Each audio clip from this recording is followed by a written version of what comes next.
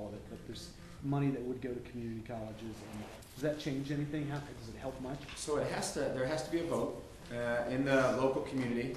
It has to be a vote in Cripple Creek, Black Hawk, Central City. They all have to independently vote on that, and that would not happen until next spring.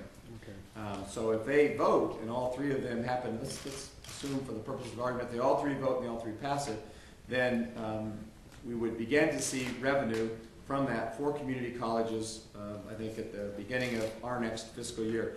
And what it would do would be help us with respect to funding. And, you know, Tim, remember last Sunday the budget that we've submitted to the JBC, it only has $40 million in new money for higher education because of all of the constraints and really the economic constraints that we have. That's not a lot of money for higher ed, so it would help us with respect to community colleges. Back to Referendum C, there was a time when people supporting Referendum C, including myself, talked about the possibility we would lose 13 community colleges if C did not pass. The passage of Amendment 50, and it's the reason I support it, I think helps shore up funding for community colleges so we don't get to that day again where community colleges, their very existence could be in jeopardy. Do you know best case scenario? Governor, How much it might be? Ritter newspaper. How much did higher ed's lack of support for Amendment 58 hurt its chances of passage? Oh, I don't think that it's something that I can really fairly comment on because, quite frankly, I disagree with the premise. The college presidents, by and large, were in favor of Amendment 58, and like I said, the Mesa State Governing Board voted unanimously in favor of it. Other governing boards, the University of Northern Colorado, voted unanimously in favor of it. But if you go back and you look at, Weld County defeated Amendment 58. Mesa County defeated Amendment 58. So the governing boards actually, in many of the places, were in favor of it and were behind it. And I think it was, the economic times. Nobody could have said when Amendment 58 was put on the ballot, or 59 for that matter, nobody could have said, well, in the third week of September, or the second or third week of September, we're going to see one of the worst economic downturns on Wall Street. We're going to see people become very nervous about our situation, our economic situation, and that could well have an impact on the November ballot. Governor, are you concerned the passage of Amendment 54 will be more harmful for you and your fellow Democrats than Republicans? No. Tim, you had a follow-up. Yeah, just best case scenario, do you know how much money that, if all of those communities, and I presume the money for those would target their community colleges, is that the way it works? No. It's a pool? No, it goes into the community college system. Okay. And no, I don't know. We had looked at that a long time ago, and I don't remember today what it would be.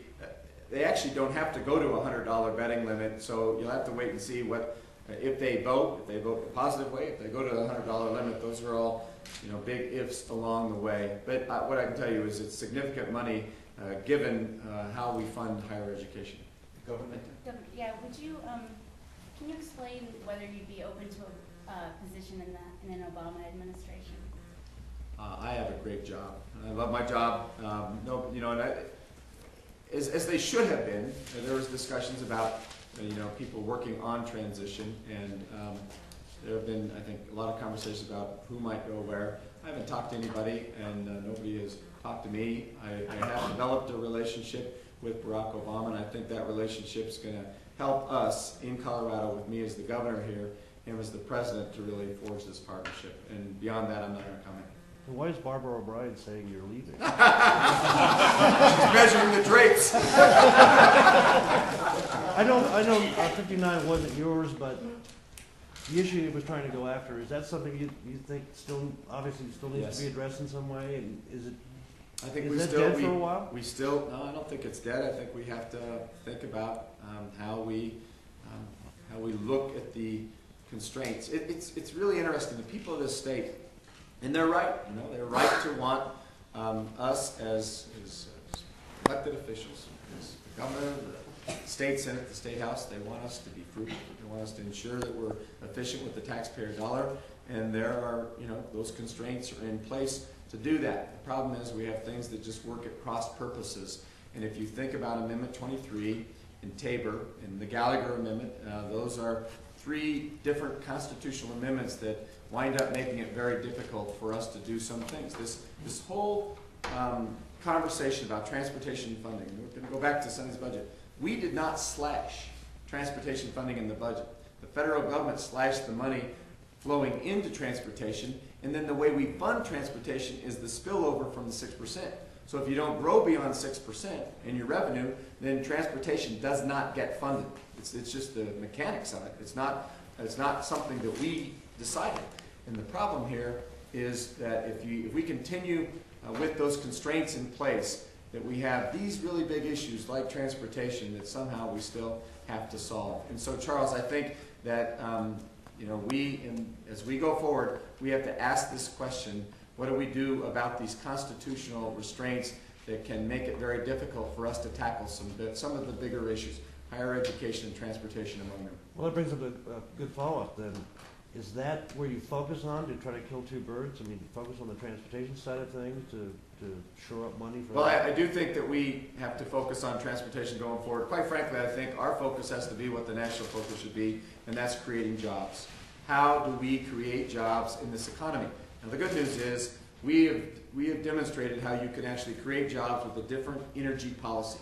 So I think if we mesh our energy policy with the idea of a need to create jobs, then that will be beneficial to us as a state. Same thing can be true of transportation of infrastructure.